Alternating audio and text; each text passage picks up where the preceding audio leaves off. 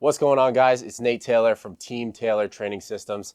Today I'm at Apex Barbell Club in beautiful Burlington, Ontario, and I'm here today to share some mental tips to help achieve peak performance. Today I'm going to introduce to you the first of a 5-part series on psychological interventions, where I'll be covering aspects of confidence, goal setting, focus, emotional regulation, and today's topic, arousal regulation. The 3 objectives for today are to understand the impact of arousal on our performance, to identify what level of arousal allows us to perform best as athletes, and to develop strategies in order to manipulate our levels of arousal in order to reach optimal performance. The technical definition of arousal in a sports setting is a level of activation and alertness experienced by a performer. Now, you can think of arousal on a spectrum from being totally psyched up to fully calmed down, but why would this actually matter to our sports performance? Elmer and Alice Green in 1977 studied the effects of mental control on autonomic function, including muscular and hormonal changes that occur during sports performance. In their experience, they found that athletes can alter their brain waves, heart rate, breathing, blood pressure, body temperature, and other processes that are generally regulated by the autonomic nervous system. More importantly, they discovered that the ability to control these processes can be taught with ease in a relatively short period of time. The Greens concluded that each of us possess a complex network between the mind and the body, and that every change in mental state is accompanied by an appropriate change in the bodily state. Therefore, feeling ready, psyched up, mentally tough, or in the zone is an integration of these mind, body, feelings, and thoughts that provide the athlete with confidence, mastery, and control so that you as an athlete can reach optimal states by practicing the skills I'll be covering in this video. Now back to arousal. Yerkes and Dodson in 1908 developed what we know today as the inverted U hypothesis, which tells us that as arousal increases, so does performance, until you hit a certain threshold where any greater levels of arousal will start to hinder your performance. Low levels of arousal may lead to feelings of boredom, while greater levels of arousal may lead to feelings of high stress, discomfort, or even anxiety. Now let's look at some ways in which our performance is impacted by these high or low levels of arousal. If we are experiencing low levels of arousal, your mind will start to wander. You'll start to miss important variables in training and competition, such as a proper focus on relevant cues. Failure to raise arousal levels adequately can lead to underperformance.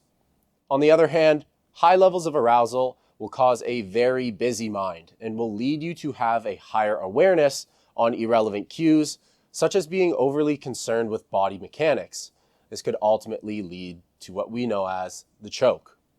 Now, each individual has their own individual zone of optimal functioning. This term, coined by Hannon in 2000, essentially means that optimal levels of arousal are different from person to person based on anxiety characteristics and/or skill level. Optimal levels of arousal could even vary across each of the 3 lifts. Now, if you take 3 athletes, athlete A could perform their best when their level of arousal is rather low. This individual would prefer a more chill or stoic approach to powerlifting. Athlete B could perform their best when they are a little hyped up, maybe jamming to some music in the warm-up room, but staying clear of the slaps and ammonia. Athlete C will perform their best when they're hyped up and engaging in a multitude of activities, from huffing ammonia, power slaps, yelling, or acting manic in order to raise their level of arousal. Each athlete has their individual zone, so it's important that you know yours. To identify what levels of arousal allow you to perform most optimally, complete the state trait anxiety inventory found in the description of this video. I'll preface that this is not a diagnostic tool by any means, so use it at your own discretion. The scoring instructions will also be attached. Now that you have identified what levels of arousal allow you to perform your best, let's learn about some strategies to manipulate our levels of arousal when we fall out of our optimal zones. As powerlifters, we pretty much understand all there is to know about getting our physiological systems ready to compete, but I'll mention them again. First, I'll cover the use of energizing verbal cues, which can be used to effectively psych you up. Select a keyword that is appropriate to the movement during the competition that can quickly associate with energy buildup. Second, we can plug in our headphones or blast music through a speaker to get our energy levels up and our physiological systems ready to perform. Next, we can transfer our energy using thoughts of anger or frustration as fuel for our athletic performance. And finally, we can draw from others.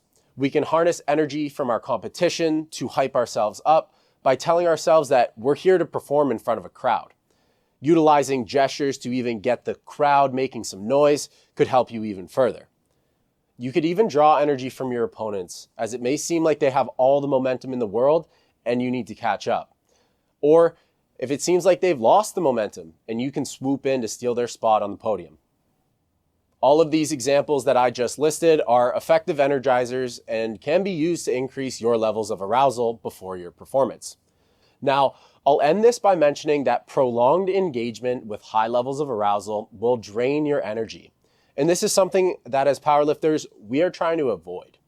You may often see individuals trying to maintain these high levels of arousal by pacing back and forth around the venue and unnecessarily expending energy. This is something we ultimately want to avoid. So if this is you, listen up to this next section where I'll be covering some of the ways to decrease our levels of arousal. Like I mentioned earlier, an inappropriately high level of arousal can lead to feelings of anxiety.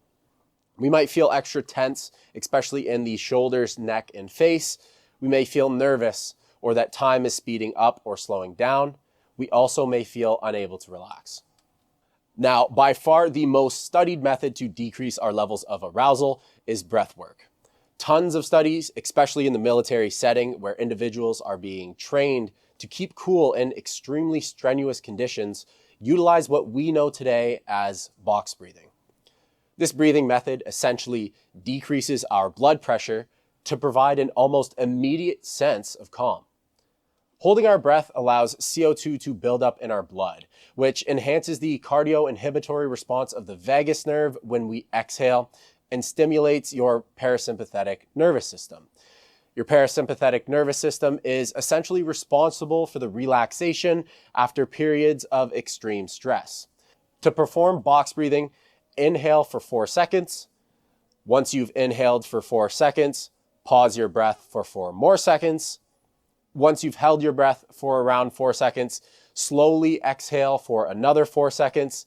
And then finally, wait another 4 seconds before you start to inhale again. When I work with my students, I'll always ask how many breaths it took for them to feel that sense of calm. And the typical answer is always around 2 to 3 breaths. So if you are overly aroused and you have 32 to 48 seconds, I would strongly recommend this technique to get your arousal back down to baseline. The last exercise I will discuss with you today takes a little bit more time and may not be ideal for certain circumstances. But if you have around 3 to 5 minutes, I would recommend engaging in progressive relaxation exercises. Now, the philosophy behind progressive relaxation exercise is that an anxious mind cannot live within a calm body. Progressive relaxation consists of a series of exercises that involves contracting specific muscle groups, holding that tension for around 5 to 7 seconds, and then deliberately relaxing. The exercise progresses from one muscle group to another, where the contraction phase teaches us what muscular tension feels like, and the relaxation phase teaches us what the absence of muscular tension feels like. We can begin by flexing our dominant hand to actively create as much tension as possible and holding it for around 5 to 7 seconds and then letting go. You'll immediately feel your muscles start to relax, and by practicing this, you can become very aware of this unwanted tension that drains your body of energy. The goal here is to make the process automatic, whereby you start to unconsciously relax your body in hopes of eliminating the tension that interferes with the smooth execution of motor skills.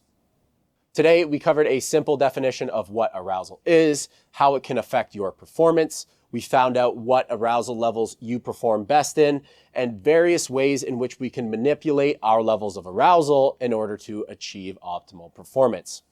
If you like these videos and want to see more, be sure to like, comment, and subscribe for our next video in the 5-part series.